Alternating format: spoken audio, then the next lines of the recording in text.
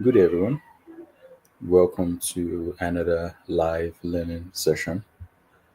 So today we're going to pick up from where we left off in the previous session. We were covering Python basics for AI.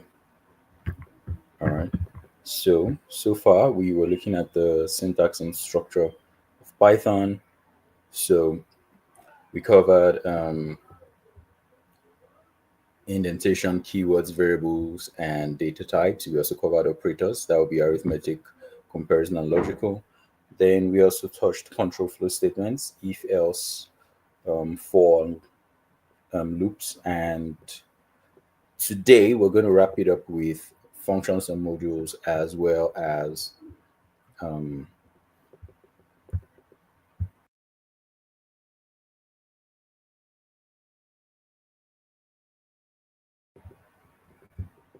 excuse me. So they're going to wrap it up with functions and modules as well as data structures. Yeah. So yeah, let's dive right into it.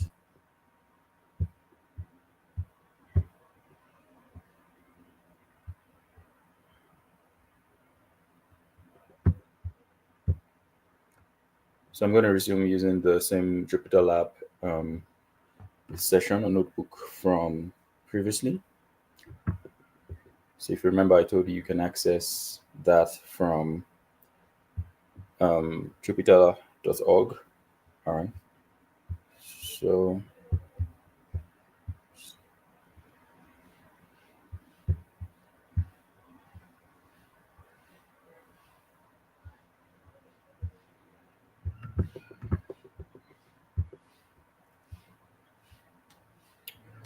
all right. So, again, this is what we covered last week.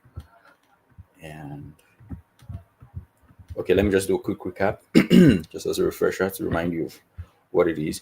So, first of all, I told you that Python can be thought of as a calculator that by default you could do basic arithmetic in Python.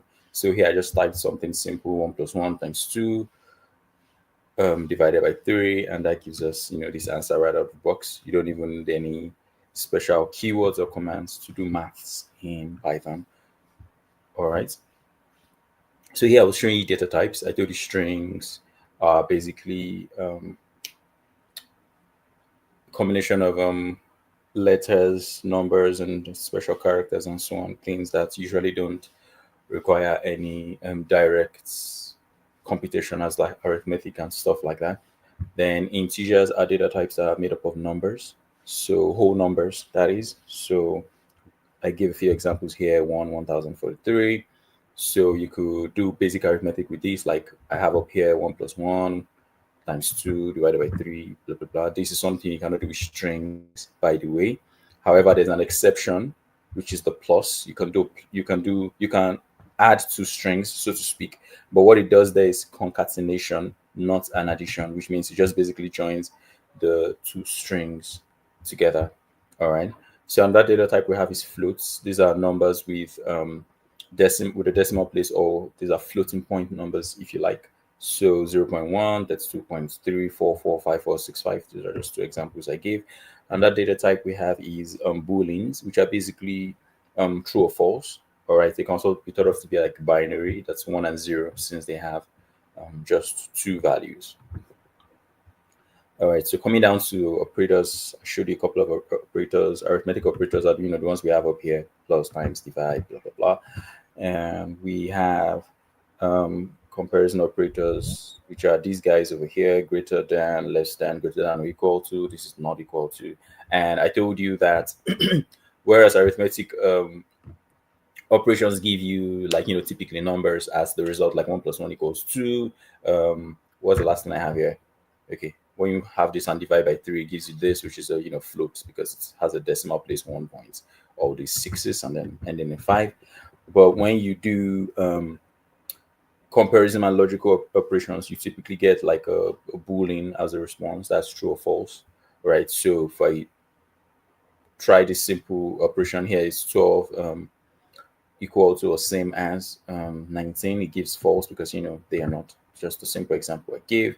Then I told you about the Zen of Python. I told you if you want to write good and proper Python code, that it would be a good idea for you to go learn the Zen of Python. So just you can read up on it. If you Google it, right, you just see what it's about. I think you might find an answer either on Wikipedia or probably even on the Python site itself. I'm not sure. Just go ahead and Google it. You find it. It's like a poem actually.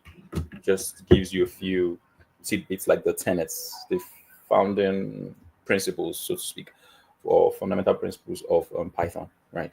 So moving past that, I moved on to variables. So this part is I'm showing you variables, right? So I thought you've used variables typically to store data in memory so that you can refer to it later. So just call it back. So here I created a few variables, first name, last name, nationality, start and end, and stored these values in them. So these first three are strings. These last two are integers based on the data that was assigned to them. So I thought you just type a name like variables can be named pretty much anything, I guess, provided it starts with a letter, right? So you could call it anything you want. But the reason I mentioned the Zen of Python here is that I said that it's usually good practice to name your variables in a particular way or scheme that is like understandable and relatable. So that anywhere I write first name later on, such as down here, anyone reading this line of code, whether you right now, you in the future when you come back to your code, or if you share your code with someone like when you're collaborating, perhaps, or even maybe say applying for a job, right? And you're trying to show them like your portfolio stuff you worked on previously.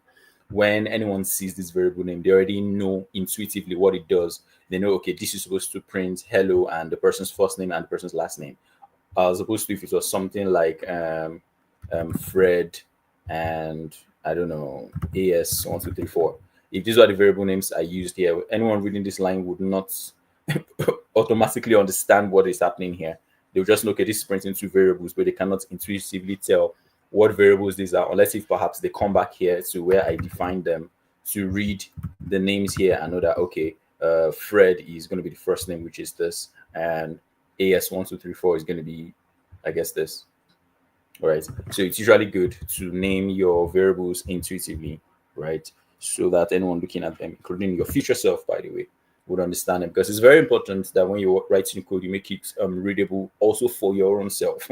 It's not just for others. Because while you're writing it, you're doing it at that moment, so you know exactly what you're doing. But you might come back to your code in a week, in a year, in 5 years, 10 years, 20 years, right? And imagine if you wrote some code and come back to it later, and even you who wrote the code, the creator, cannot easily interpret it because you didn't write it properly. So that's why it's actually very good practice to make sure to write clean and human readable code, right? Because as long as you use the right syntax, the computer can always read it and interpret it. But we're talking about human readability here to make it look good, clean, and easy to understand. Yeah.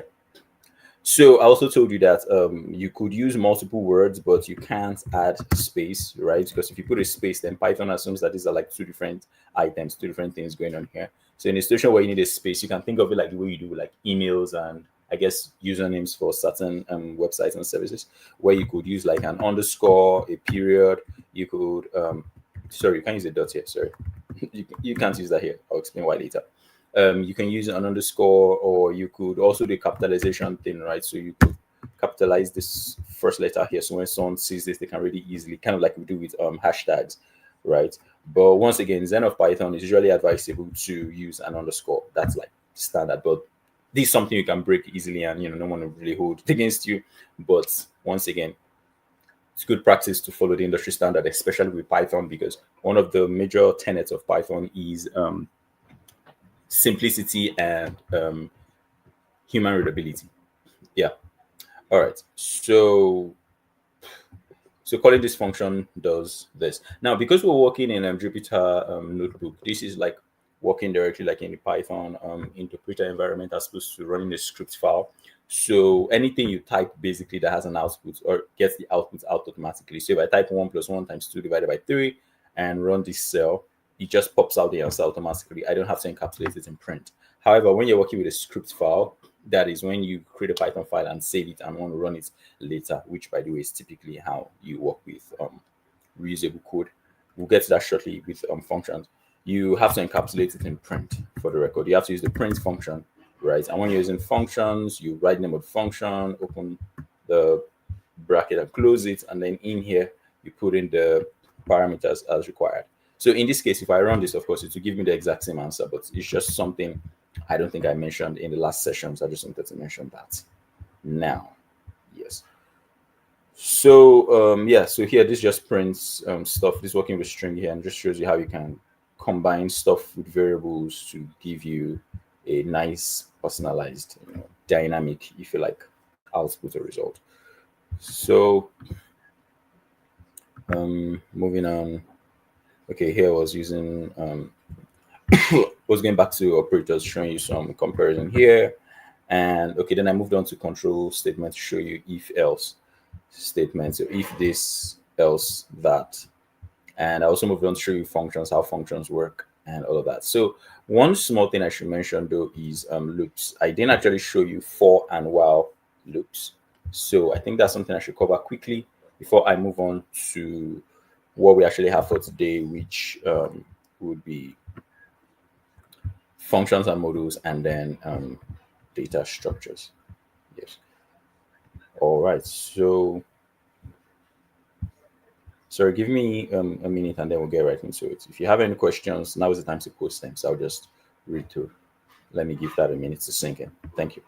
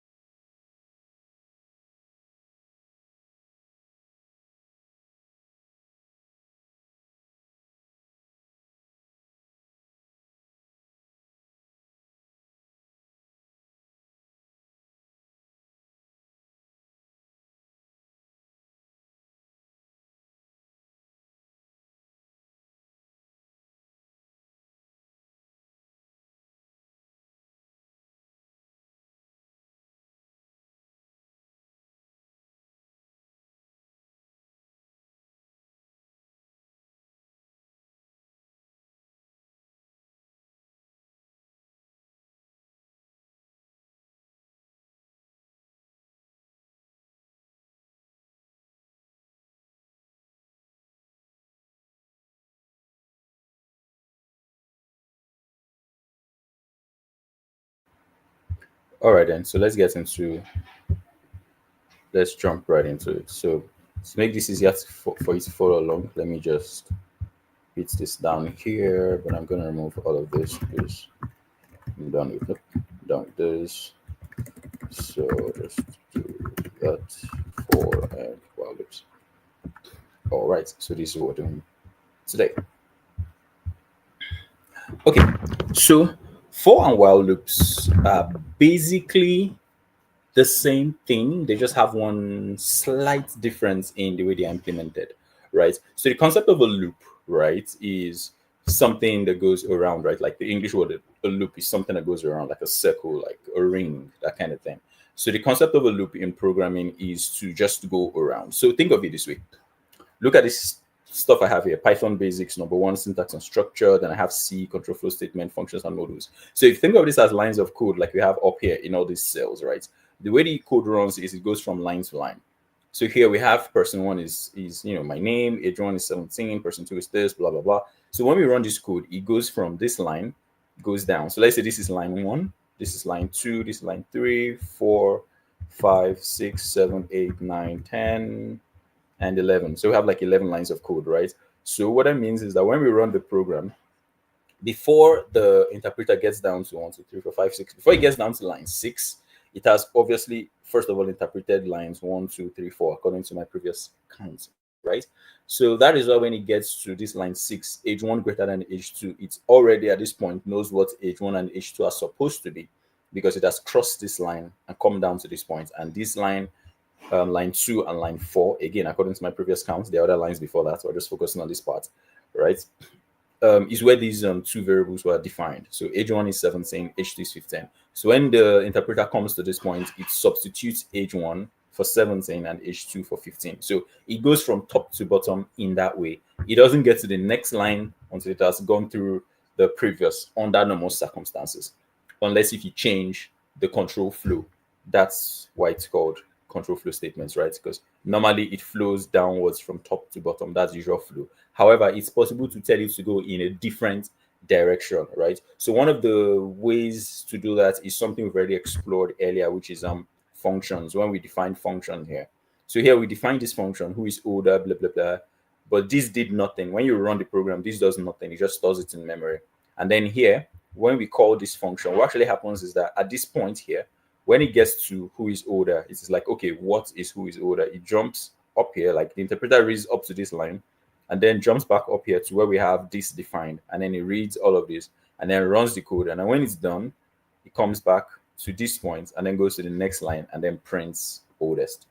So in this case, we changed the flow. It had already gone past this line and gotten to this point, and then we sent it back up here. And then when it was done, it uses this return statement to come back to where it was called, which is here, finishes up this line, and then comes to the next one over here, right? So your control flow statements, in this case, the for and while loops, just make it loop, go around. So instead of finishing, instead of it to just go down, get to this point, and then be done with the program, if all of this was in a loop, what that means is that when it gets to this point, it goes back up to the top, right? And then control flow statements, for and while loops, have a test case, like just like your if statements, right? It has some logical tests, some thing to check if it's true or false. So if the thing is true, if the value is true, if the value it gets from that computation is true, it keeps running the loop, like as long as it's true, basically. Yeah. So let me just show you what that looks like in practice. So let's say we want to do a little countdown, right? So we're starting with, okay, let me just do what I usually do. Just paste the whole thing here and then grab only this part. All right. Okay. So now nope, I'm not doing this anymore. It's just format. All right, 4 and 1. Okay. So let's start with 4. Oops, sorry. For loop. Sorry, I'm just typing funny here. All right, so let's start with the for loop. Okay, let's start with the while loop. Actually, I think the while loop is easier to understand. So let's do while and then we'll do for. So while follows the structure we've already been working with. So let me use while first. So let's say we want to do a countdown, right? So we want to count 10, 9, 8, 7, 6, 5, 4, 3, 1. Yeah, that kind of thing. So let's see. One small thing I'll introduce is timer. Okay, let me do this logically. All right. So while we want to do a countdown from 5, let me make it simple, not 10. Let's count from 5 to 0. So the first thing we want to do is we're counting down, right? So we set t, like time equals 5. So we're counting down from 5. So we say while 5 is greater than, we're counting down to 0, right? So while is greater than 0. And then we say print t, and then we subtract. Okay, so this is a shorthand version of this. Normally you say t equals t minus 1. All right. Okay. And then let me print something at the end to make it clear that it's over. Oops, this should be in quotes. All right. So if we run this now, here's what happened. Here's what's going to happen. We have this set to 5. So it checks, whoops, my bad, I put 5. Oh my God. So while t is greater than 0, it will print t. So when it starts, t is 5. So it will print 5. And then t is equal to t minus 1. And remember, t is 5. So 5 minus 1 is 4. So when it runs from here down to this point, okay, let me do this.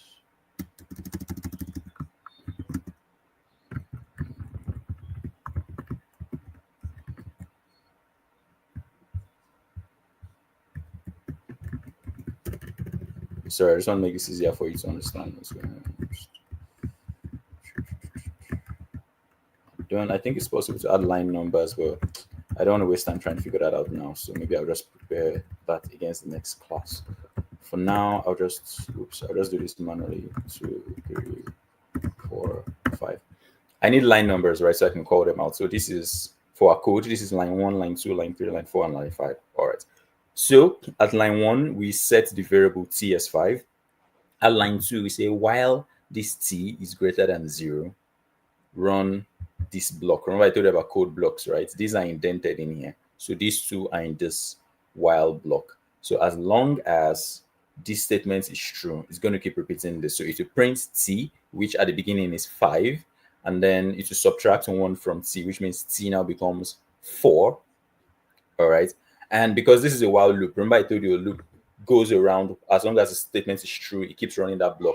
So at this point, instead of going to line 5 to print time up, it will jump back to line 2 and check this statement again. Now remember we subtracted 1, so t is now equal to 4. Is 4 greater than 0? Yes. It comes down here, it prints 4. It subtracts 1, that's 3. It's a loop, so it jumps back to line 2 again. Now, is 3 greater than? Yes. It keeps going until we've subtracted up to the point where this is 0. Now, is t greater than 0? Is 0 greater than 0? Of course. Excuse me. Is 0 greater than 0? Of course not. That's false. So at this point, it stops.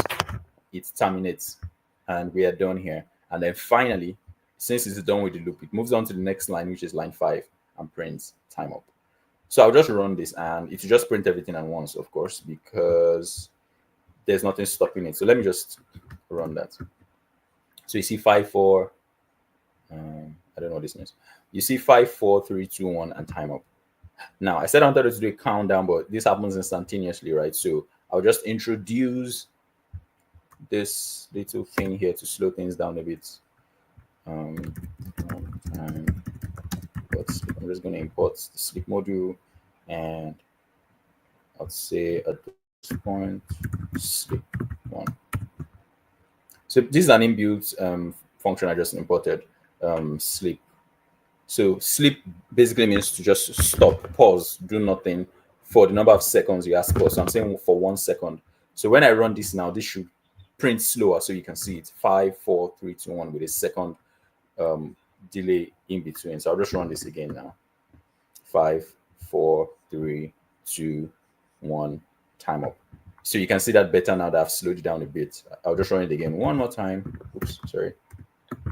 5, 4, 3, 2, 1, time up. You can see how that runs. So that is a while loop. So while this statement is true, it would just keep running. That's how a while loop works. So like I said, this is great for things like countdown, just for certain things where you just need to repeat as long as it's true, right? So another instance I can give you is a situation like a calculator, right? Your calculator typically works in a sense in that way, right? As long as you keep giving it input, it keeps running until you press the equals button or until you close it, right? So here's what I mean. I'm just going to pop up the calculator app on Windows. Now, it's not a direct comparison, right? But it's just an example I can think of to give you right now that I'm sure you can easily relate with. So it's not perfect, by the way. It's just something I'm sure you can understand because you've used the calculator digital, as a calculator app before. So something like this. If I say 1 plus 1, oh, right. and I say plus, it gives us 12 plus 2, and I say minus, it gives us the answer, by the way, 6, and I say times 2. It just keeps going.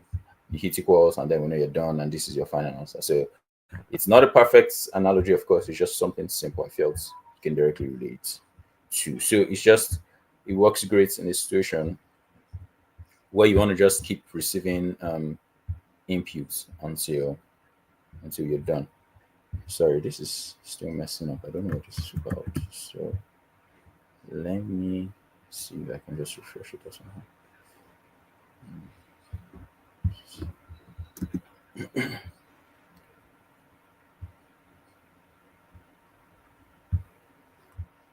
Sorry, my Jupyter notebook is misbehaving. I don't know what that's about. It's still giving me the same error. I don't understand.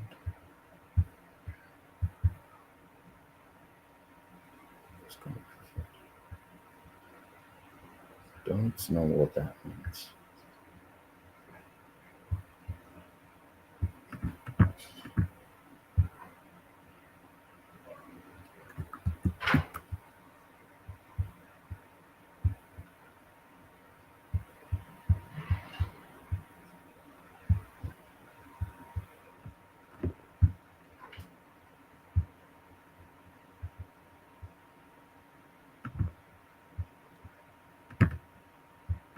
Sorry, 1 second.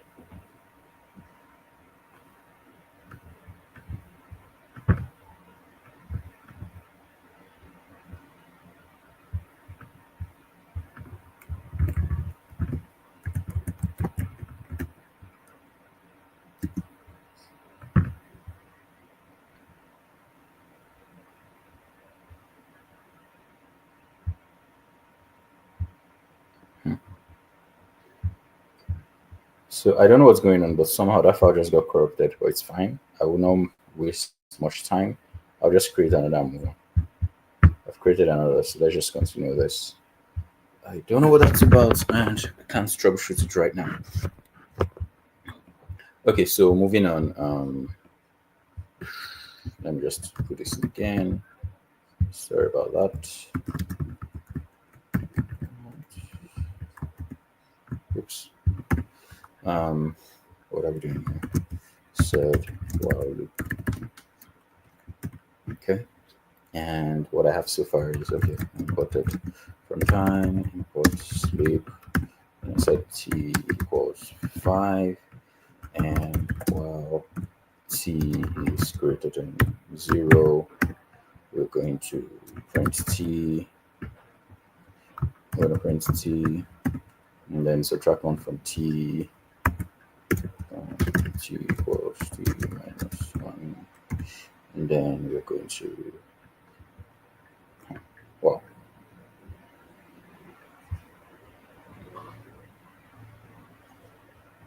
I don't know what this is about. Anyway, let me just go on and finish. All right, t equals t minus 1, 1.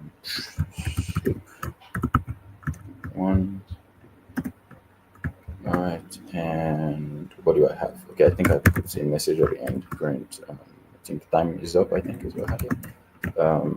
Sorry, time is up. Okay, so we run this now, and 5, 4, 3, 2, 1. Time is up. Now, here's something important to bear in mind. The way you set this statement up and all of this really matters, right? So the reason it's printing 5, 4, 3, 2, 1 is because I'm subtracting 1, right? If instead I subtract 2, for instance, then it's going to be skipping 5, 3, 1, and done. So it's very important to understand that you have full and total control of this. I also said while t is greater than 0, right? Which means it keeps going until t is no longer greater than 0, which since it's counting down will be at 0. So 1, counting down 5, 4, 3, 2, 1, even 1 is greater than 0, so it will still print. But once it gets to 0, the statement is no longer true, so it stops running these. That is why it doesn't print 0. So if we want it to print 0, for instance, we'll have to change this to maybe greater than equals, or we might have to use greater than like minus 1. that kind of thing. So I've put equals now. So this is greater than equals 0. So it's actually going to print the 0 now. So I'm just trying to let you know that how you set this up is going to determine what you get. So make sure you set it up to give the kind of output you want. So note how this prints 0 now before time is up. Whereas in the previous example, it just does says 1 and then time is up. I really don't know what that error is right now. And I can't troubleshoot it now, but I'll try to figure it out against the next session. Sorry about that. I'm just going to keep closing it when it pops up so I don't waste time. All right. So right now I'm going to remove this two, of course, because I prefer where it doesn't show 0, it just says 1 and then time is up.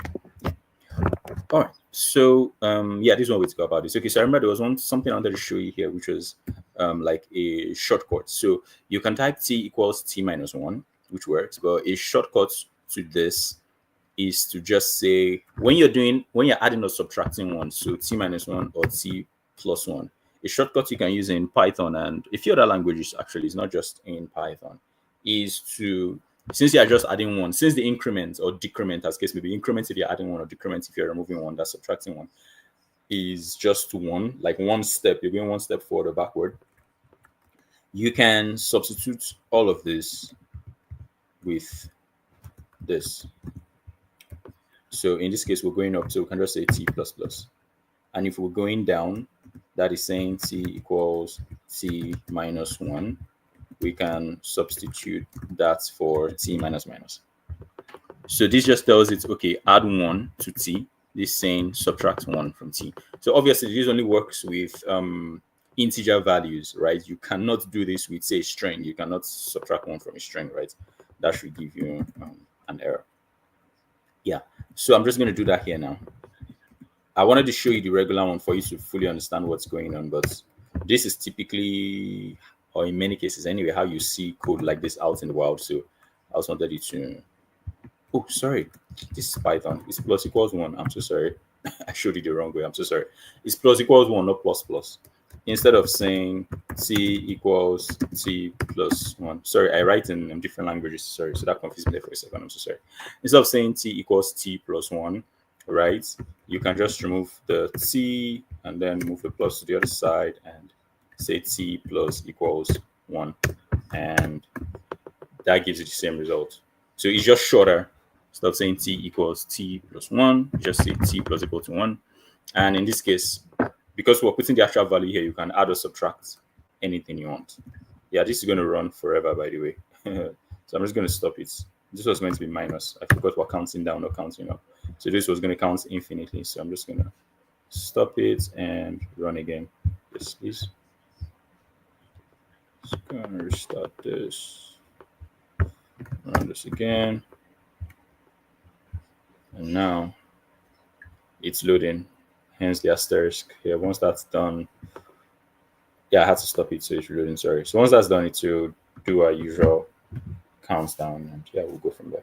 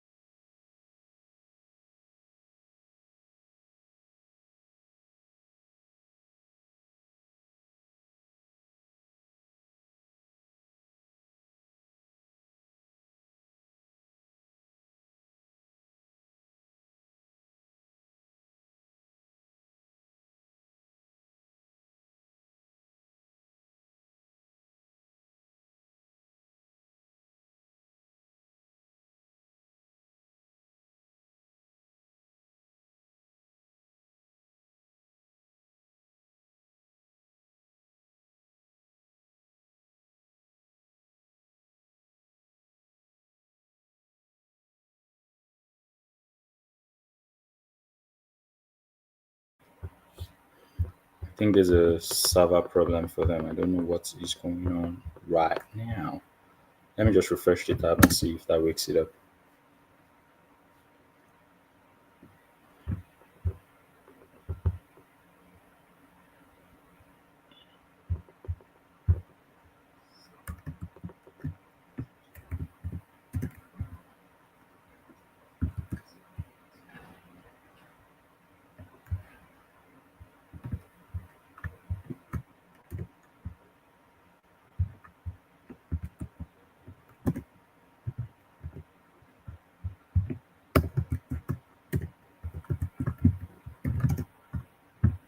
Nope. Did while loop. I think it's a server error on their end. I've never experienced that before, so I don't even know how to deal with it. I'm just gonna keep moving on, like I said. All right, 2+1. So while what was that? T is greater than 0. And new block. What did we do again? We printed T and subtracted 1 from T minus equals 1. Remember this shorthand, instead of saying T equals T minus 1. And then we'll call this pause for a second. And we're done. Nope. And we're done. So we'll just print a message. Print time is up.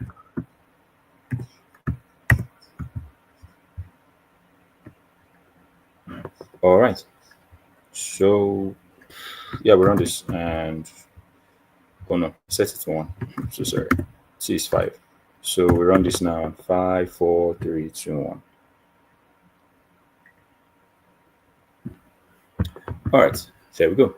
So yeah, so I'll show you the for loop. Now, in most programming languages, right, the for loop has like pretty much the exact same syntax. It's just instead of saying while this, you say usually to look something like for T5 maybe to 0 and then step 1, something like that. It looks kind of like that. But in Python, when you use the for loop, you are typically stepping through fixed data, so to speak, right? Yeah, stepping through a data set, which is going to lead us kind of into data structures. But let me just show you that first, and then we'll jump into data structures. Note that that's what we're getting into shortly, by the way. Yeah. So I've already shown you functions, right? Right now I'm showing you modules. So modules are packaged code that you can import and use. So here I just imported and used the sleep function from the time module, by the way. So this is an inbuilt module, meaning it was created by the Python developer. It comes with your Python environment when you install Python. So it's available to everybody that has Python. However, you could also create your own and upload it, and then a user from anywhere in the world could also download it and import it. But we're not going to cover that. That's beyond the scope of what we're doing here today, because remember, this is like a summary introductory thing, right? If you go through the materials we provided you on the LMS, you'd see this dived into deeper, right? But over here, I'm just trying to give a quick overview, a quick summary of like everything you also have covered so far in this section. Yep. All right. So I was on for loop. Yep. So for the for loop, it's going to look similar. Can I duplicate this? Should be able to duplicate this cell. I just can't remember. Anyway, whatever. I'll just type it in. So for the all right. So for the for loop, let's go for loop. So for the for loop, we need the data to be defined first of all. So there are several ways to do it, but I'll just define it on the fly to make this simpler. So say for, let's use a similar construct to what we have here, right? So, okay, let me even copy and paste it just to show you that it looks similar. So okay, there we had T equals 5, and we paste this, right? So what we're going to do here is going to be slightly different. So first of all, we don't need to define this ahead of time, this T. We'll define T at the moment where we're using it, right? So this becomes 4, right? And then we say for T in, and then we define the countdown, how we want to count down. So in this case, all the numbers 5, 4, 3, 2, 1. All right. So we're telling to step through all of these, right? And yeah, everything else actually looks the same. So just in case, let me also do this to show that this is also required from time import. Since we're still using the sleep function, import sleep. All right. So from time import sleep, do all of this. So you can see everything else is pretty much the same. We just changed these first two lines. So here we have t equals 5. We define the counter variable, so to speak, as t for time, right? And 5. Oh, by the way, this is why I call this t and not time for the record, because I knew I was going to be using this here, and I can't call time here. That would just create a conflict. That would, yeah. So I wanted to keep this simple so it doesn't confuse you. You don't see time here and wonder like what the difference is. So I named my variable t because I knew I was going to import the time module for the sleep function. Yeah. All right. So t equals 5, and while t is greater than 0, do all of this here. So in this case, we're subtracting 1. So, oh, that's true. I don't need this down there. Sorry, I made a mistake. I'm going to remove that.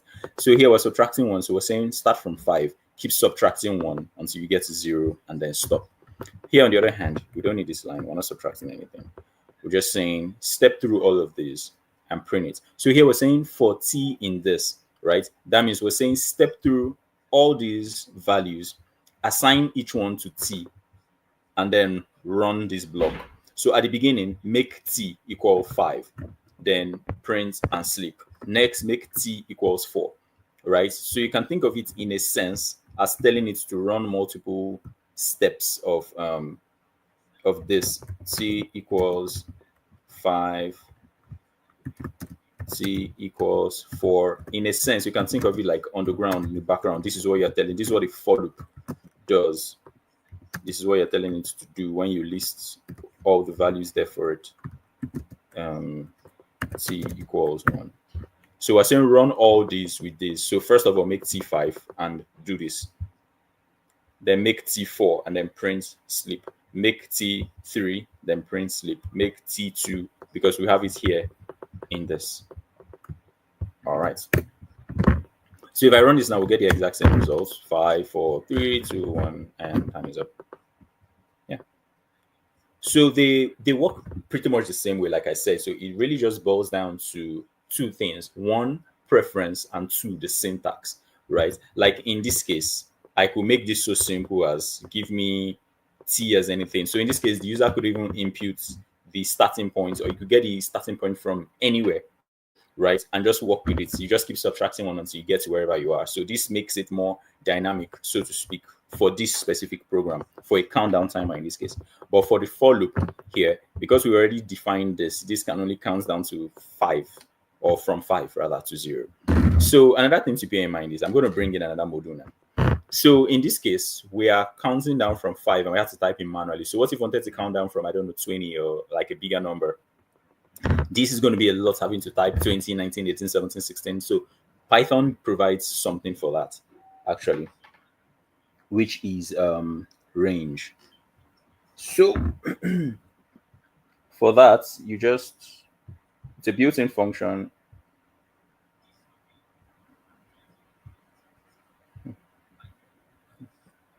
Sorry. It's a built-in function, so I don't need to import anything. I'll just say range. So here's how it works. Let me just show you. No. Let me put it here. Let me just show you the syntax. So we say range, if I'm not mistaken. I think it is start, stop, and step. Yes. So range is a function, right? And I told you functions taking parameters or inputs, right? Things to work with. So it takes in 3 things, right? The first 2 are required. The last one is optional.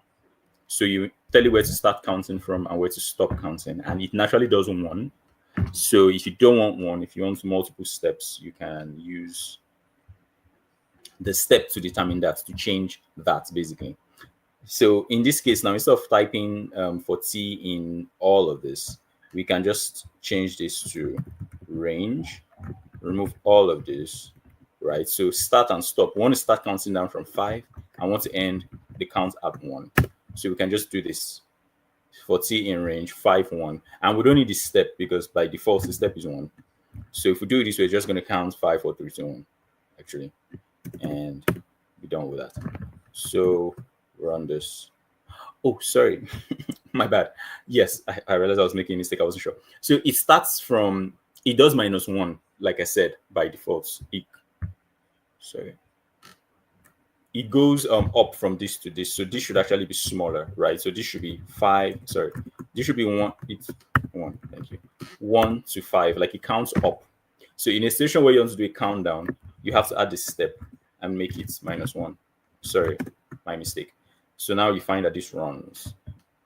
Like a range by default steps upward. So if you want it to step downward, like if you want it to decrement instead of increment, then you have to set the step to -1 because by default the step is 1 plus 1. So if you want to go down the other way around, you must include the step, which is in this case -1. And this goes, want to go one step, one value at a time, just like I did earlier here, where I changed this to 2, right? If I come here and make this 2 instead, you find it's going to jump. So 5 3 1, times up. Yeah. Oh yeah, in this case, it doesn't touch the last one. Yeah, just because it's 2, just jumps over it. Yep. So that's how that goes. And that gets the job done easily. Oops, I remove my step again. -1. So that's an easy way to show you how a for loop works, right? So once again, you're going to choose your use case based on your requirements. You can use for, you can use while. They basically give you the same thing. They just have slightly different syntax depending on what you're trying to. Yeah, I just realized something. Sorry. This is inclusive and this is exclusive. It doesn't show this last value. So I actually have to step forward 1 extra, which is why it's stopping here. I'm sorry. So now this will count down to 1. Yes. So you can just read up on the range function to find out how it works. And by now, actually, you also already done that. You also have gone through some of these basic functions in Python to know exactly how they work. So let's go to the next thing.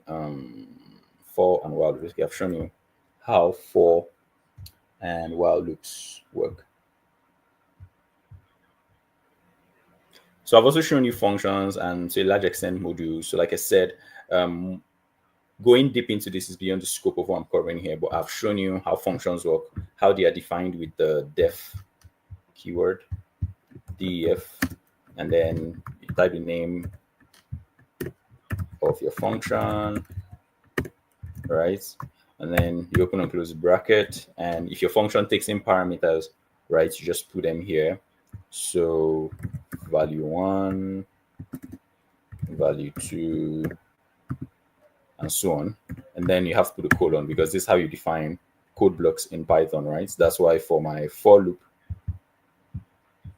and my while loop, if statements and so on and so forth, I don't have those here, but in the other file I had to close. You have the colon there because that's how you determine a code or define a code block in Python, right? So that everything else you type is under this block, under this section, right? So once you do that, you type in whatever you need your function to do. And if you want the value, if you want the thing that calls your function to accept some output to be used for some other processing, then your function has to end with the return statement and you tell it whatever you want it to return, right? Just that's how functions work. So I covered this in the previous one, so I'm not going to do that again right now just to save time. So finally, we're going to get to data structures then.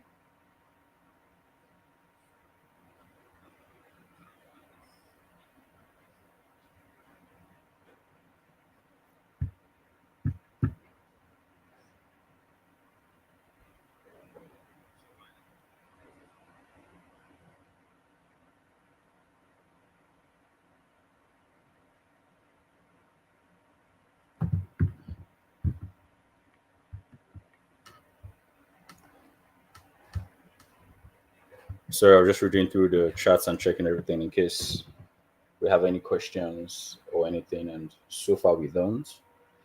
So we keep going.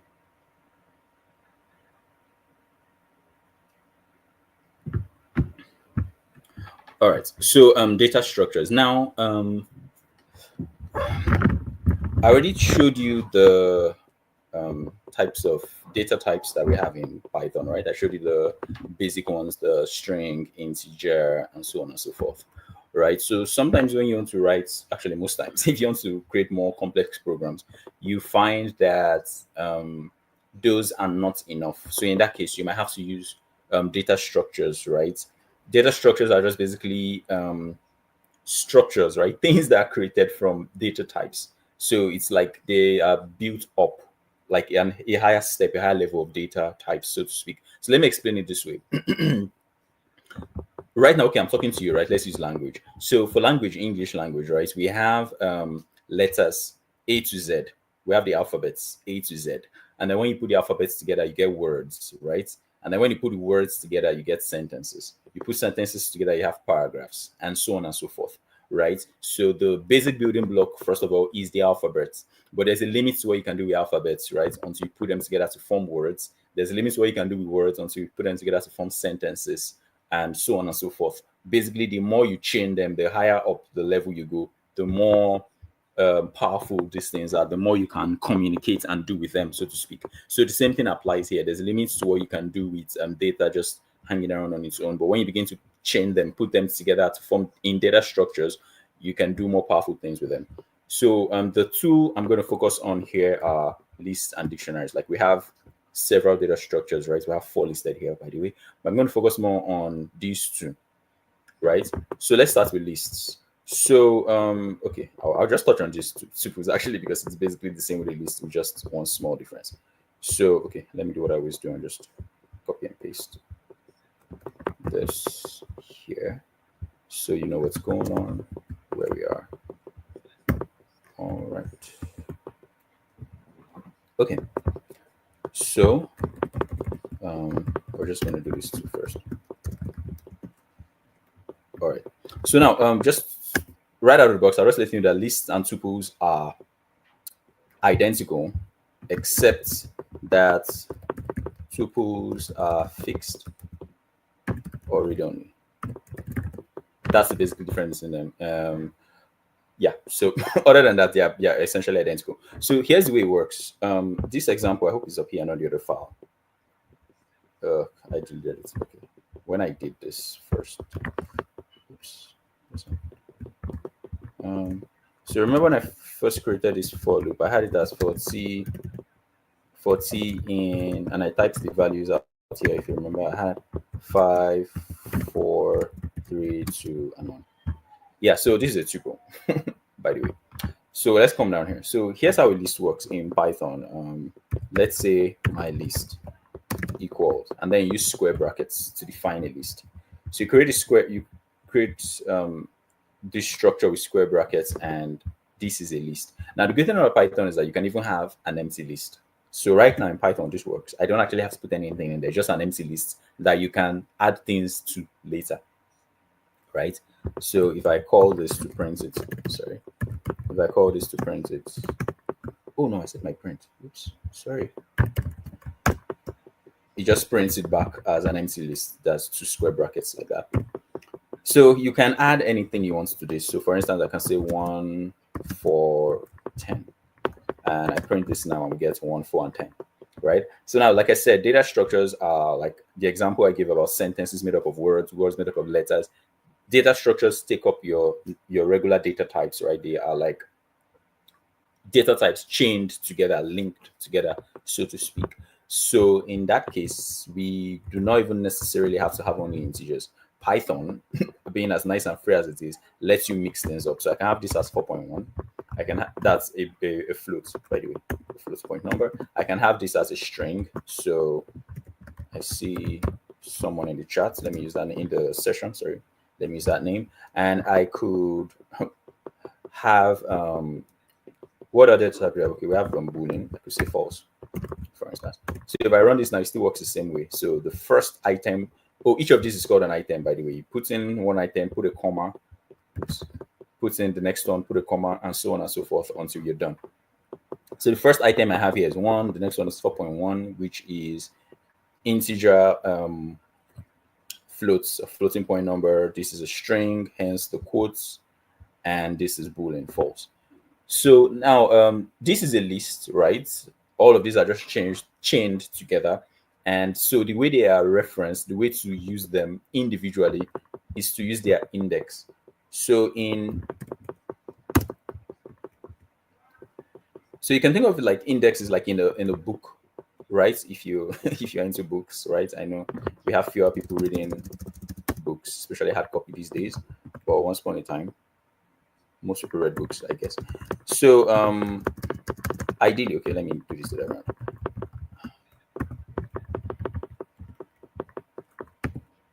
So you reference this using their index number. So that's just to count them. So this is the first item. So 1, 2, 3, 4, 5, 6, and so on up to the last item, right?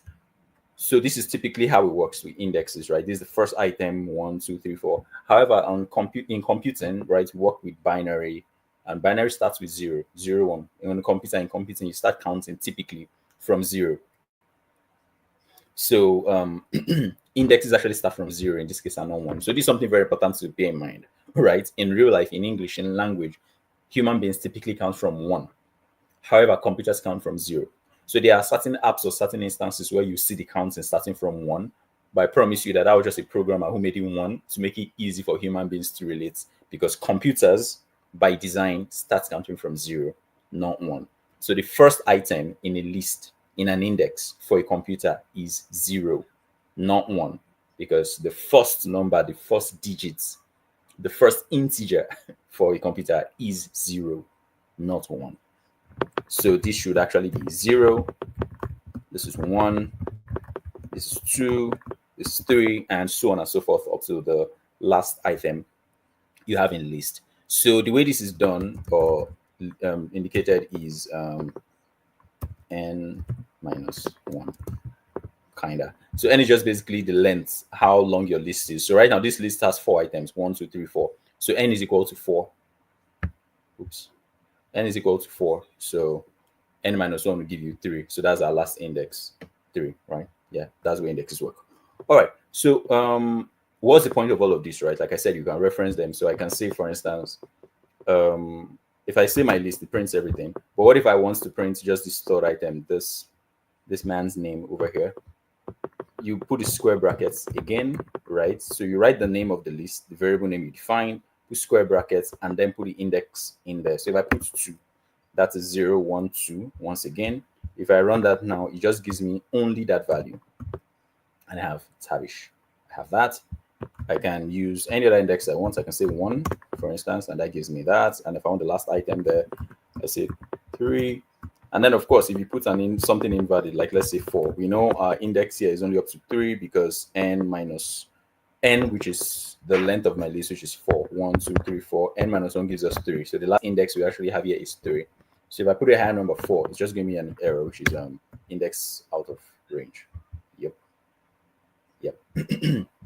So there's something cool about this also.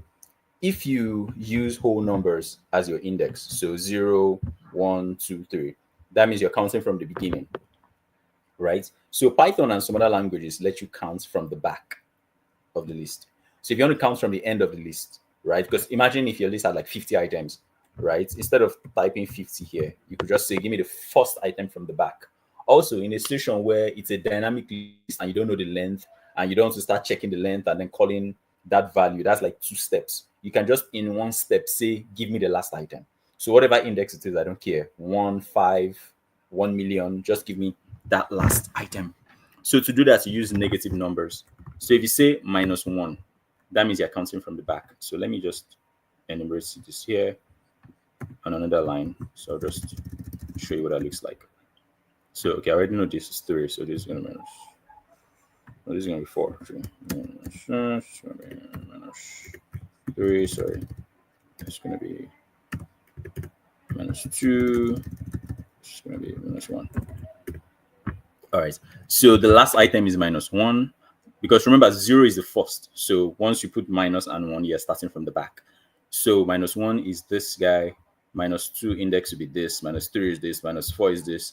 And so on and so forth. Right? All right, so if I say -1 now, you see this to give us false, the last item in there. Look at that. If I say -2 to give us tavish, if I say -3 to give us that, if I say -4. So they're back on YouTube now. So I continue.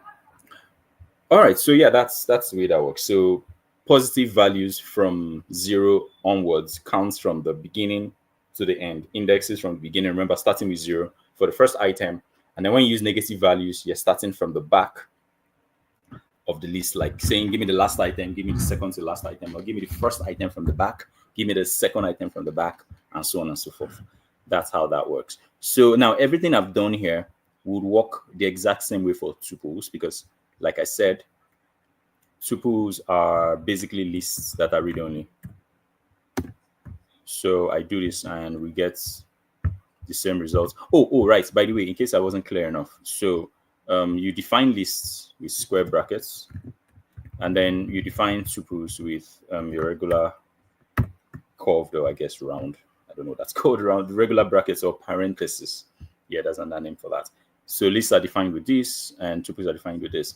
So in practice, for most use cases, they are exactly the same, except that tuples are read-only, which means you can't add values to them after creating them. Whereas lists are dynamic, you can add and remove values, which I'll show you shortly, of course. I just want to express this here. So again, if I do -4, it gives me this first item here, same as it does with the list. But note that when you're indexing, you still use square brackets, by the way, right? This is called indexing, and it works not just for lists, it works for all sorts of things. So you always index with square brackets, regardless of the kind of brackets you use to create the data structure. It's very important to know that. All right. So coming back here, if I say 0, it gives me the first item. If I say 1, it gives me the second item, and so on and so forth. Just bear in mind that lists and tuples are identical, except that for lists, you can add items and subtract items, but for tuples, you cannot. Once you've created it, it is fixed. This is all you're ever going to have, right?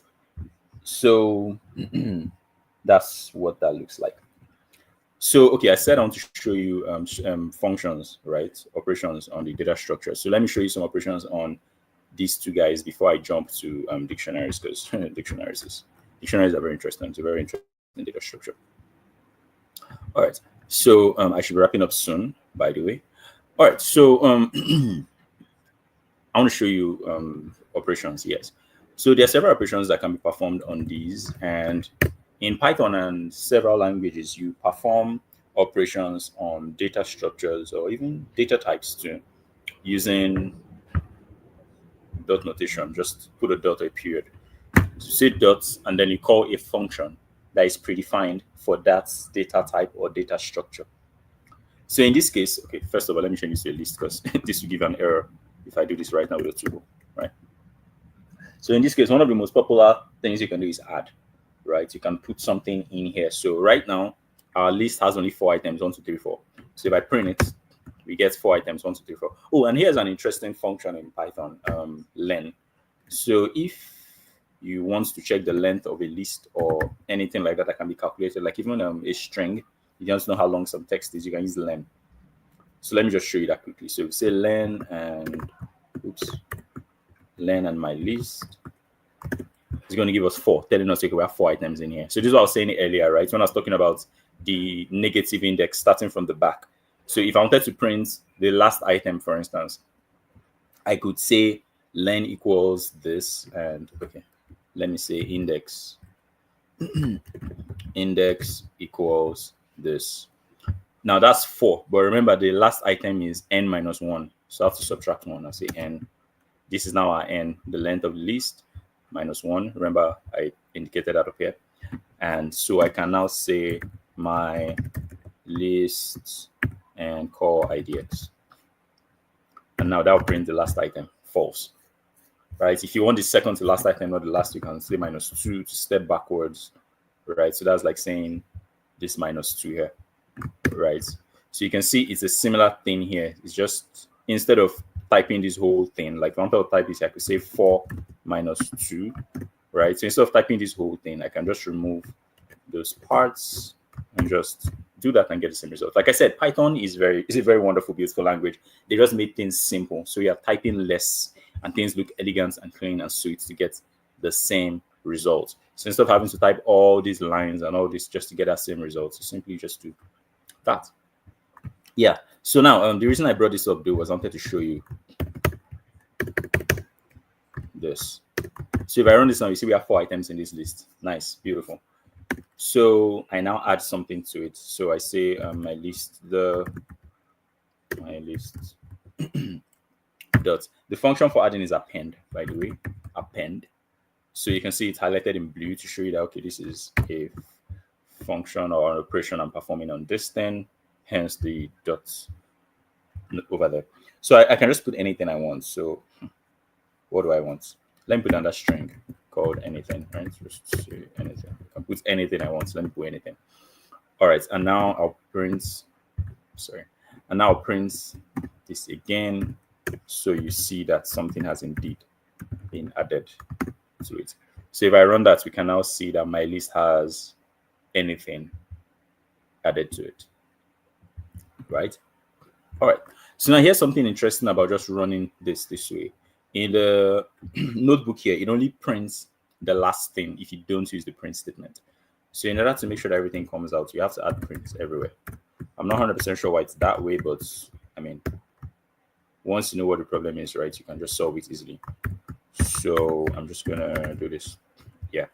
So now we have it print 4 and then the 4 items in the list, right? Wait. All right. And I'll print that again. Print the length my list. All right. So here's basically what's happening. I defined this my list again, the same line I had previously. That's 4 items in it. So I print the length of the list, which is going to be 4 because we have 4 items. Then I add one more item to it. Print the list again, and then it's also the new length of the list. So you see that will be 5 at the end. So initially my list is 4, it has 4 items, but then I add this anything to it, and then it becomes 5, right? So in the same vein, just as you can add with the append, you can also remove, right? Print list. So I'm going to say my list dot remove, all right?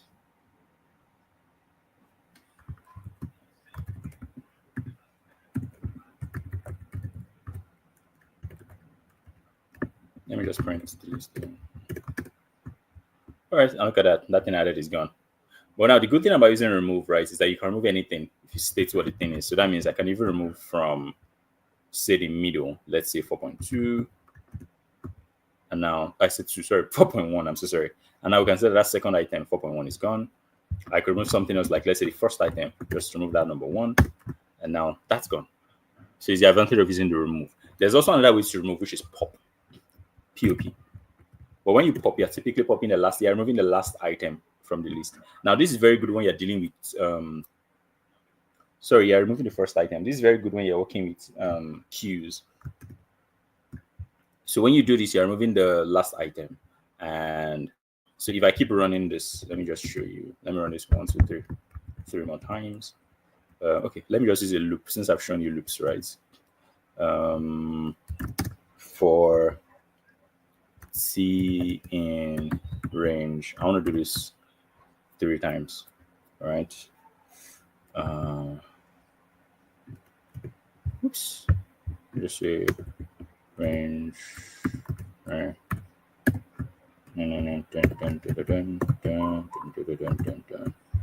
All right. So you can see I ran this 3 times. So the first time I removed anything, the second time I removed false, the third time I removed Tavish, right? So as many times as you run this, just let me do this 1 extra time. It just keeps moving those items. So this is very good for dealing with stacks and queues and such. So once you say pop, removes that last item that was added in. Yeah.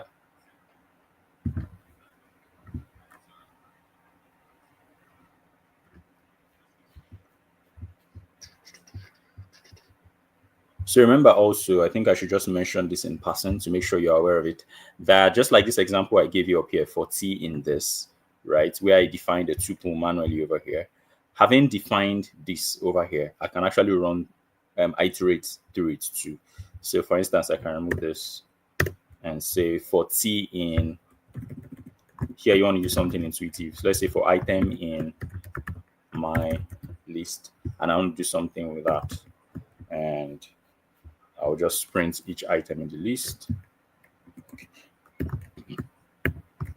Sorry, excuse me. I already have a print statement here, so let me just use that, and I'll just say item.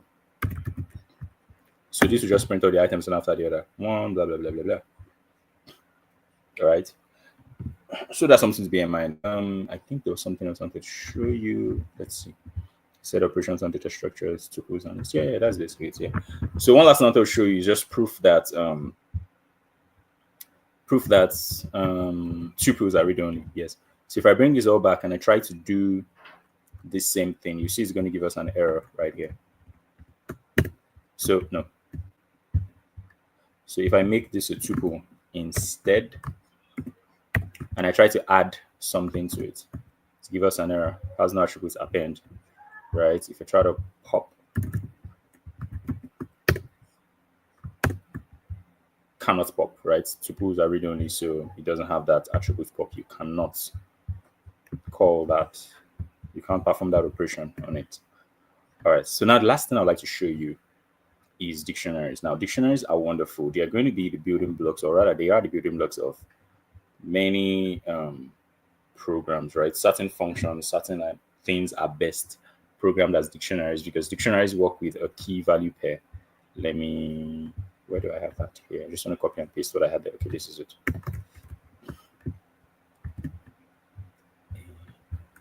All right. So I don't like this error. Let me run this again to remove that error. Yeah. All right, so now we are looking at dictionaries. Dictionaries. All right, so for tuples and lists, we work with indexes, right? That are integers, 0, 1, blah, blah, blah. As I showed you over here, these are indexes or indices. For dictionaries, dictionaries work with key value pairs. So in this case, everything is named. Whereas here, the items don't have a name, they just have numbers 0, 1, 5, or if you're doing negative counting from the back. When you're working with a dictionary, everything has a name. So let me show you where that comes in handy. I'll take you back to an example I gave in the first session. We don't have that here anymore, so I'll just kind of type it out manually. So I'll say first name equals, okay, we have to have a share. Let's use his name and last name. Okay, I remember this name from last week. Let me use the same name. Sorry, this is a string. I should put it in quotes. Yep. And I had nationality also equals Nigerian. And then I think I set the age to 12 or something like that. Equals 12, something like that, right? So you already understand all of these, defining variables. And then I can just print all of that out. Simply, I won't do anything fancy. I'll just print all of them as is, last name, nationality, age. All right, so if I just run that, it prints everything. All right. So I just remember there's something I didn't show you then that is really nifty. Let me just show you. So it's called F strings. Let me just show you, just digressing slightly. It's called an F string in Python. So what that basically means is I want to print this, and one way I can do that is okay. Right now, this just prints all of that randomly, right? So I want to add a message to it. So I want to show you 2 ways to do this. This is the way I did it previously, the way you might think to do it if you're new to Python. So first name, last name is a dash year old dash year old dash. Okay. Something like that. So if I run this now, it says AAN is a 12-year-old Nigerian. Yeah. Okay. Now let me show you a simpler way to do this with an F string. So the first thing the first thing you do here is to define this thing, a string that has the actual text, the details you're adding. So is a year old and full stop. Yeah, those are the things I added. Then you have placeholders for the variables, the values.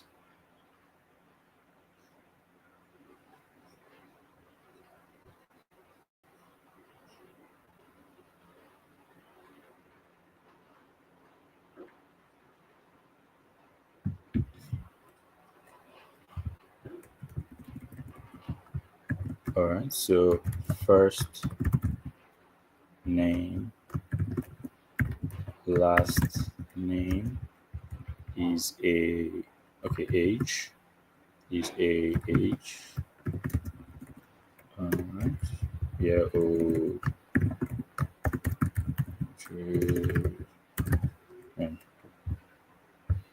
All right. And this is an F string. It's called an F string, right? Because it is a string that has an F in front of it. Right. So F string. So looking at this like this, it's just a regular string, and I put an F and it becomes an F string. So it looks at these curly brackets, and wherever I see the curly brackets, it looks for a variable with that same name and substitutes this for that. So if I run this now, sorry, nationality, my bad. I typed Nigerian here instead of nationality. The value instead of variable name. National, I misspelled that. So sorry. Yes. All right. So the advantage of this now is spaces. I told you earlier that when you use print, right, every time you add a new variable, a new item to be printed and put a comma, it automatically adds a space for you. So in this case, we wanted to end this with a full stop here. You notice that you put a space between this and this. So one of the advantages of F strings, right, is that it gives you full control over how your string is output, because it doesn't add any spaces. Now, there are ways also to tell this not to add spaces, but it can get really clumsy fast when you have start putting commas and all these weird strings in between. But with this now, I just type only one string and it all makes sense. Yep.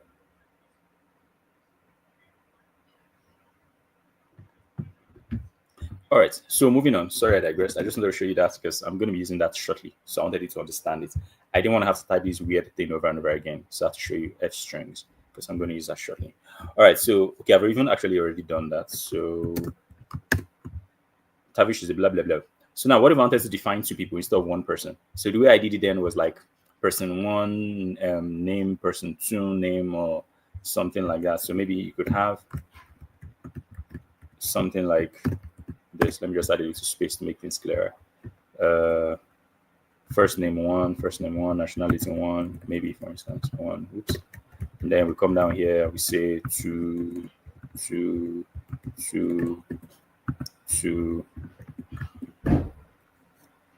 and I can say AAN. Oh, okay, let me say artificial intelligence. Something like that. Let me just put a random number. It really doesn't matter. So now we know we have one for the first person and two for the second person. So when we come down here, I'll just copy and paste this. All right. So this is going to be one, and it's going to be two. Oops. Two, and I print it, and we get that. So this is the first person, this is second person. So we can do this as much as we want, but you can see how this can get clumsy quickly. What if we have 100 people? Are we going to have first name 100, last name 100? That can be hard to track and very difficult to do so. So now, one thing you might think of is, what if we make this a list, right? So let's do that. So we'll make this a list. So instead of saying first name, blah, blah, blah, or the way we have all of these defined here, what if we make them two lists, right? So let me do that quickly. Just make this two lists instead. So in this case, we can now call this person one equals, and I'll just do this as quickly as I can. Sorry.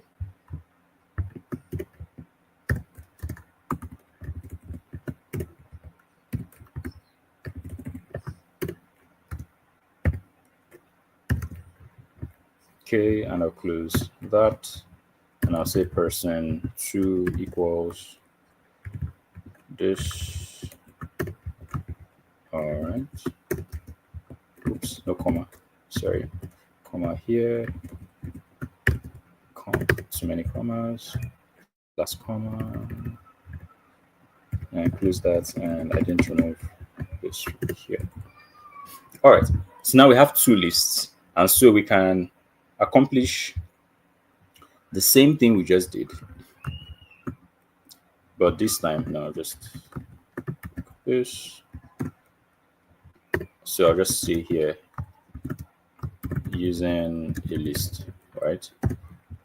So, oops, using a list, right?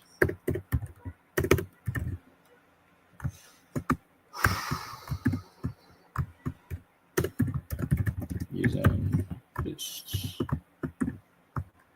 All right.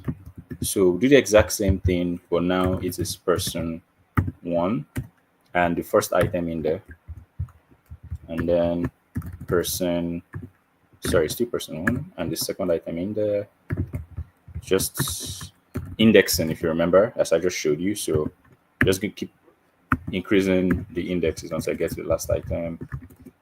And this is also person one, and the last index is result 3 here. Yes. So I'll just copy and paste this now. And this is now for person two. If you remember, we have two people, person two, person two, person two.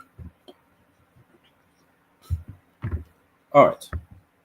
So everything looks good. Person one. Yes. So if I run this now, we'll get the exact same result, right? Okay. Let me just add a little space with this little cheat.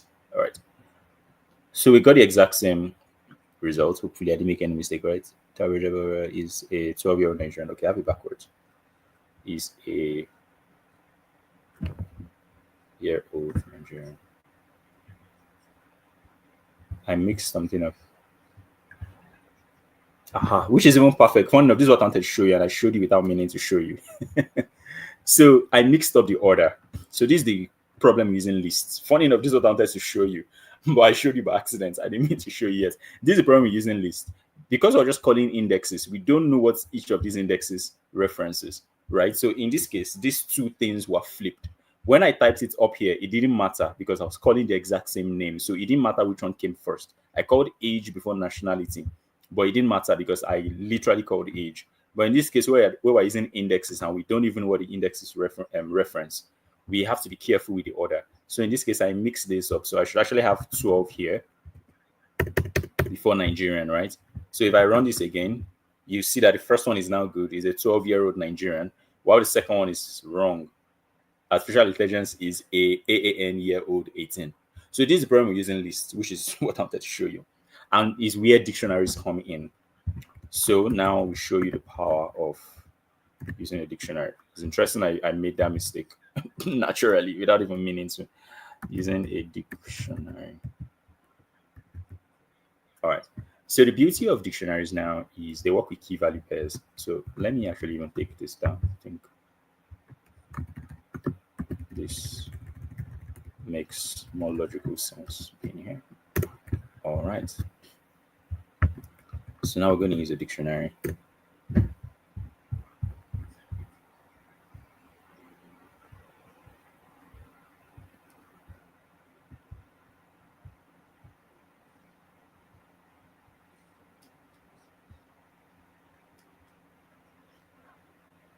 So, all right, using dictionary. Okay, so with the dictionary now, it will look very much similar to both things we've done so far. It's going to seem like a combination of this and this, because like I told you earlier, dictionaries have key value pairs, right? So it has a key, which is like a variable name, and then a value that is assigned to it. So in that case, it will look something like this. So let me show you what that looks like. So we come down here, and instead of defining these two persons separately, we now define them together. So I'll just say, okay, let me put them separately and then together. So square brackets, right? So what's this first name? This is first name. So we just type that first name, and then we put a colon, right? And last underscore name, I'll put a colon. And then age, I'll put a colon. And then nationality, but that's better, right? I'll put a colon. Now, this might be a bit hard to read because it's going horizontal. So here's one of the beautiful things I can do here. I can just put this on multiple lines to make it easier for you to read it, to make it more human readable. All right. So this is person one defined like so. Sorry, let me just.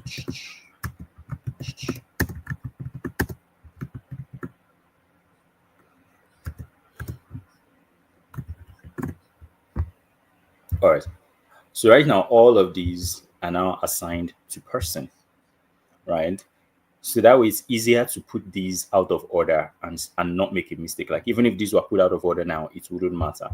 So let me just enumerate that quickly by completing the second part of this. So this is also first name, put a colon, the value, put the next key. So the key here is last name, colon, and the value is intelligence, right? And then we'll put the next key, which is nationality. Nationality, put a colon, right? And then the last one, age, put a colon. All right, and delete this and close the curly brackets. All right, so dictionaries are defined using curly brackets. Remember I told you lists are square brackets, tuples are round brackets or parentheses, remember what you call them. So for dictionaries, they are defined with curly brackets, right? So person equals, we open and close the curly brackets, then we put everything inside. So I told you dictionaries are key value pairs, right? So in this case, the key is the first thing you have there. It's like your standard variable name. It follows the typical rules of naming variables. And then you put a colon, and then you put the value. Now remember, I told you data structures are basically higher levels of data types, right? So when you put a colon, you can have any data type you want in here, string, an integer, boolean, whatever you want in there, right? And then just like you have with your lists, you use comma to separate items. So once you put a comma here, okay, it means this is going to be a new item, right? And you can put it on multiple lines or on the same line. It doesn't matter. I think I told you earlier that Python ignores spaces except for indentation and for when you are opening and closing brackets for like functions and things like that, right? So it doesn't matter if I have this here on the same line or down here. It just gives you that flexibility so you can make this as human readable as you want while still getting the same effect. So don't get confused because this is on multiple lines, right? I understand I only did this to make it easier for you to read because it's getting long, so you won't see it easily on one line. All right, so moving on. Note one interesting thing. Because we're using key value pairs here, it doesn't matter that I have age defined here as the third item and nationality as the fourth, whereas on this other side, I have nationality as the third item and age as the fourth. It doesn't matter because we're using key value pairs. Think of it as each of these values here have a key assigned to them or like a variable name, so that just as how I had the nationality defined before age here, but got this working right, I would have the same here because when I'm calling this, I'm going to be using these keys to call. So it doesn't matter what order they are in, right? That's also something very important to remember in Python dictionaries or in dictionaries generally, not just even in Python, that the order typically doesn't matter. So coming down here now, using dictionaries. All right. So now, instead of saying 0, 1, 2, 3, that can get like really confusing, right?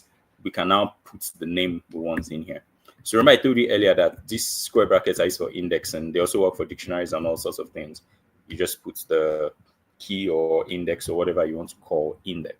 So in this case, this is going to be first name, right? And yep, moving on. This is going to be last name, and the third one is going to be, what's this? Old, this age, okay, this is age, and this is, what's this? Nationality. All right, so I'm not going to change the second one because I want to show you something. So if I run this now, what's going to happen is it's look for person one, which is this guy, the dictionary, and then to pick this value, this it's called this key in here. So it goes person, first name, and then it gets this value. So it takes this value Tavish and puts it in here, right? And so on for last name, for last name, age, and nationality. But now I want this to give an error, which is why I'm not changing line two, right? Because I just want to show you that dictionaries don't get indexed the same way as like lists and tuples and sets and so on and so forth. So I'm just going to run this, and the first line will print just fine, and the other will give an error.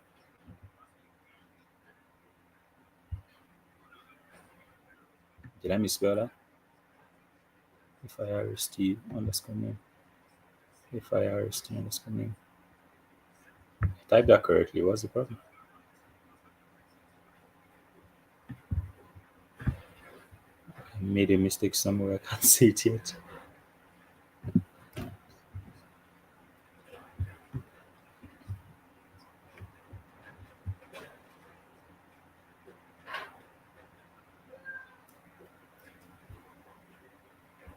I don't know what the error is.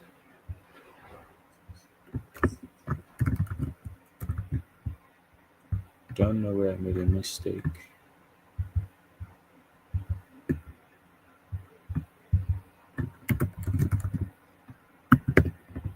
So I just renamed that variable. I don't know what the mistake is. FIRST underscore name. That looks fine.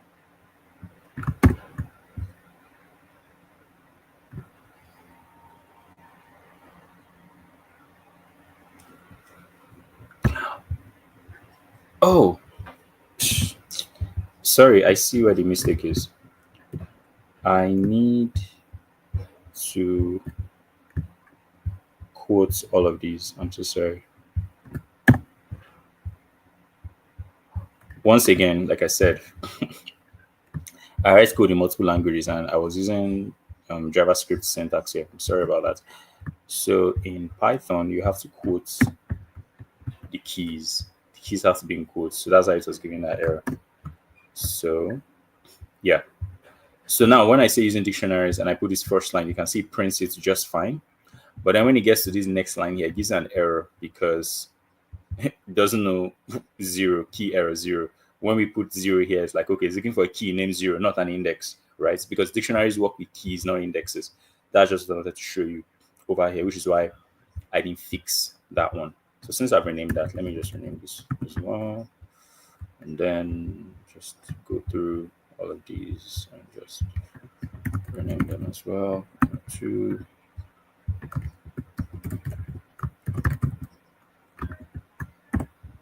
Oh boy. Sorry about that. First name, last name, age, and nationality. All right. So with this now, we're not calling things blindly. So anyone reading through the code knows that, okay, we're calling learner one and we're grabbing the first name that belongs to learner one. So you can see how this groups things in such a way that you as a human being reading this, looking at the code can already in your mind play out the output, right, what you're going to get from it.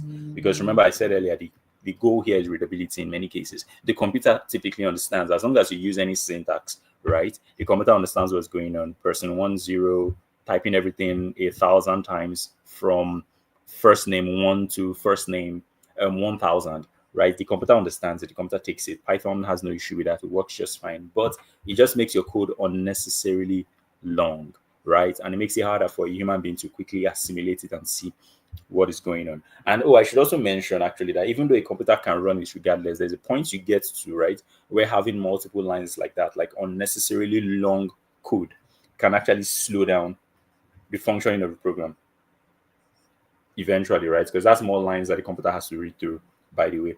And normally these things take a little time, maybe like 1 or 5 nanoseconds, but you start accumulating it, and before you know, it becomes 1 second, 5 seconds, 1 minute, 10 minutes, and so on and so forth, depending on how complex your code is and the operations you're performing. So once again, you typically want to keep your code short, clean, easy to read and understand, all of that. So I'm not going to get into time complexity here, of course, big O notation and all of that. That's beyond the scope of what we're doing here, but it's just things like this that also add up to that. All right. So this is how dictionaries work, and you can see the power of dictionaries. And where this can get even more powerful, right, is that you can nest data structures. That means you can put a data structure in a data structure. So in Python, you can put a list in a list. So let me just show you some simple examples of what I mean. So earlier I had a list, right, that was equal to some numbers, right? Let me just keep it simple. 1, 2, 3, right? So if I call this, sorry, my bad. So if I call this, you get 1, 2, 3, right? But now Python allows you to put anything in here. I said any data type. That also means you can put in data structures. So while 1 is a string, while 1 is an integer, 2 can be a string, 3 can be an integer. I'm sorry, a bool. Sorry, oh my god, sorry, a floating point. 4 can be a boolean, and then for 5 we can even put in another list, right? 0, 9. All right, for the next one, we can put in a dictionary, right? Me,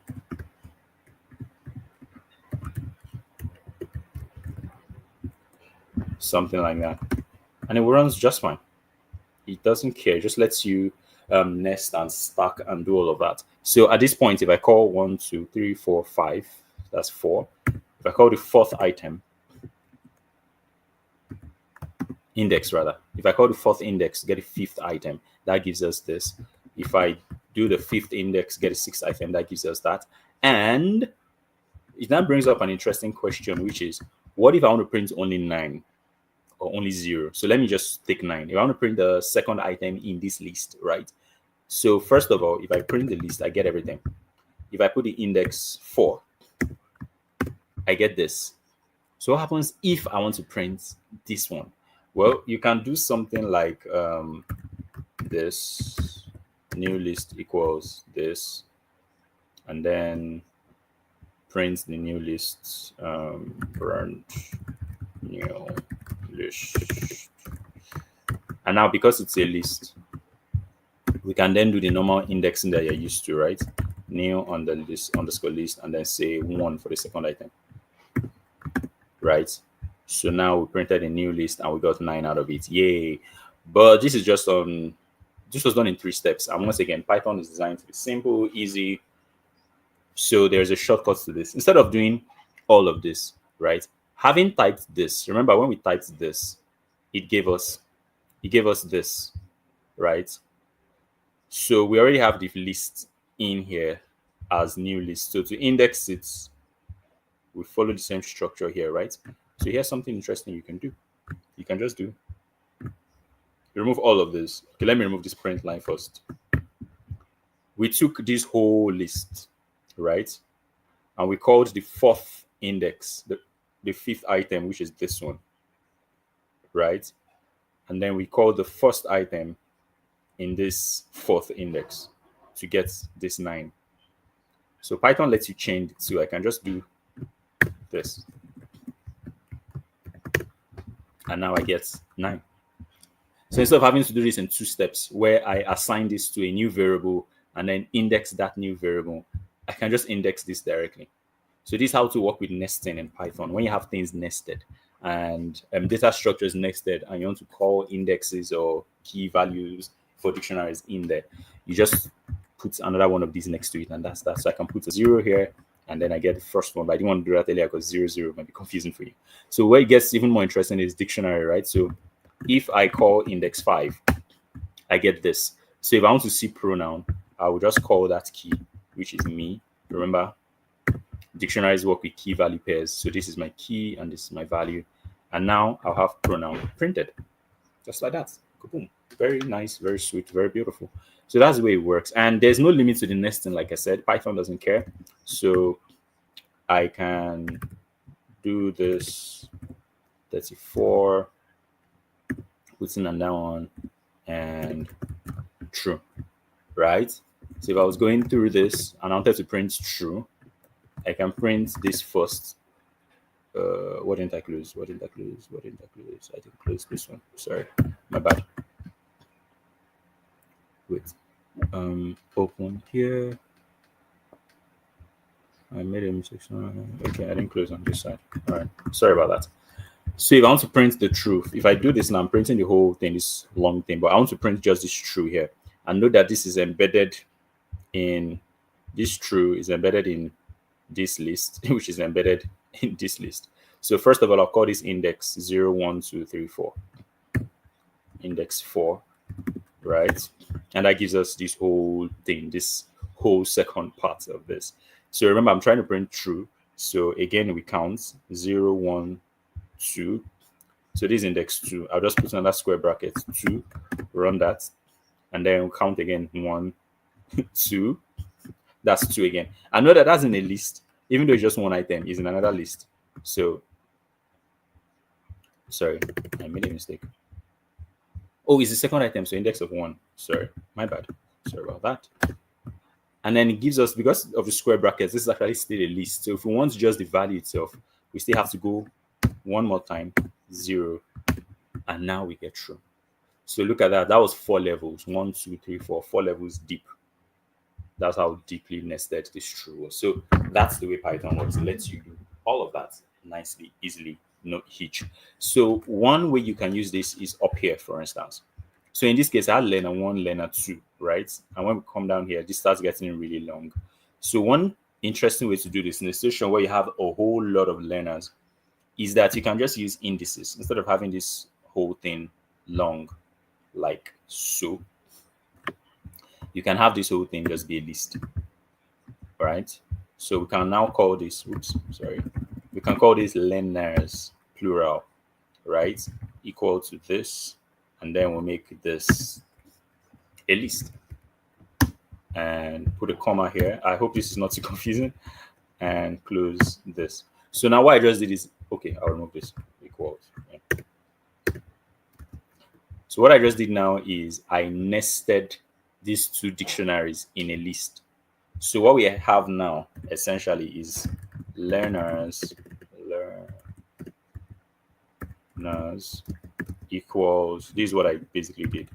Learner 1,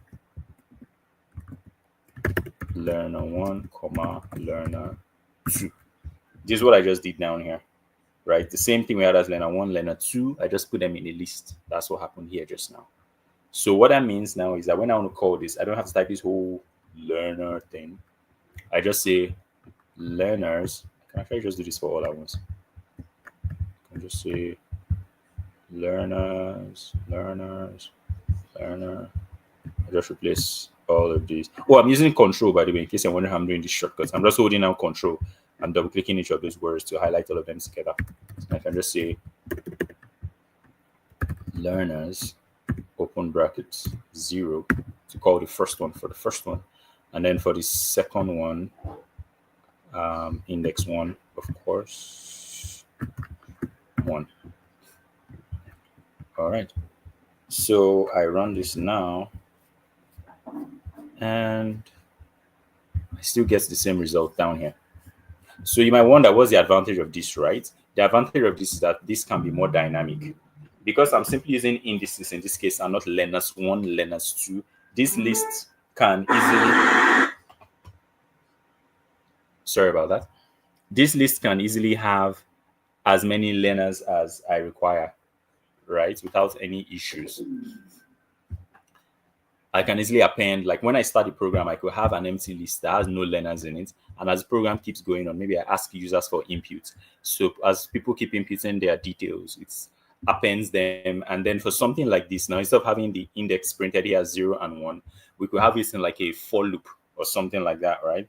So where we would say learners. Okay. So I can say for item in learners for item. Okay, let me say idx to make it for index and learners, right? And in this case, I don't need both lines anymore. Wait, let me leave this as is and just do another one down here. Say alternate approach, I guess. So having defined this and that, I can say for in for idx in learners. All right. For learner and learners. And then this same old thing I did here, just to put it here.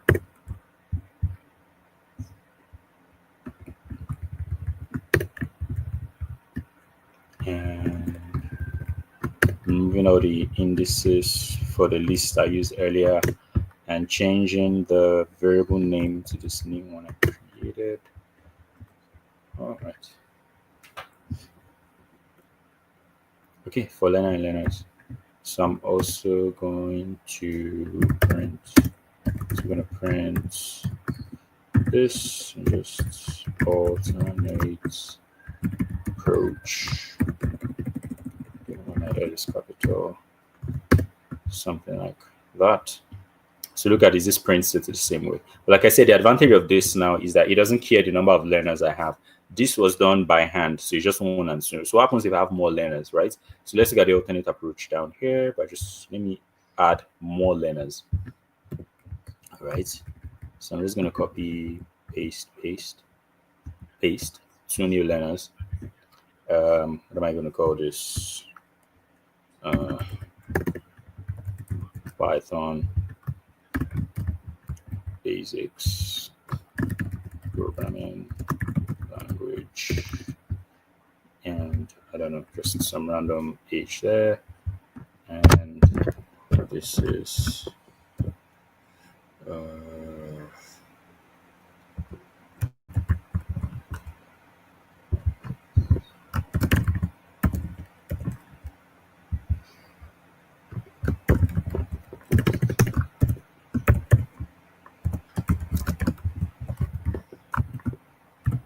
all right. So if I run this now, you see it prints for all of them 1, 2, 3, 4, whereas this one still stops at 2.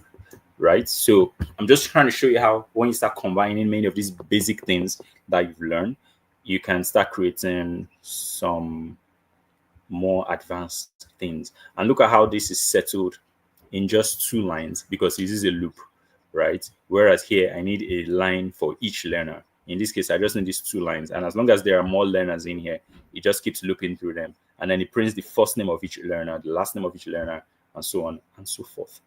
Right. So this syntax, this little thing I did here is actually something you might use a lot, or at least you find used a lot in other people's code when you look around on the internet. And like I said, Zen of Python, people try to make things easy. So in this case, note the little thing I did here with the naming. Now, it's not something you have to do, but it's something you should be in mind. It helps make your code easier to understand. For learner in learners, makes it clear that, okay, learners is a data structure, is a collection of several learners. So take each learner from this group of learners and do something with them or to them. So for learner in learners is something you see a lot, that kind of syntax where you're picking one thing out of a group of things. And so with this, you can begin to do all sorts of interesting things. Yeah. So This is where I'm going to stop for now. You can explore further and do a whole lot more. I've actually overshot my time. I used almost an extra hour today because I really wanted to cover these extra things. So I've been looking at the chats and everywhere so far. I have not noticed any questions.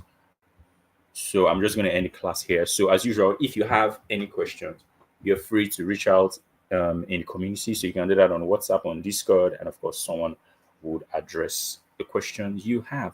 So that's it. That's where we end for today. Thank you very much for joining yet another session, and have a beautiful day ahead or night, depending on the time of day you're watching this, right? Yeah. So happy learning.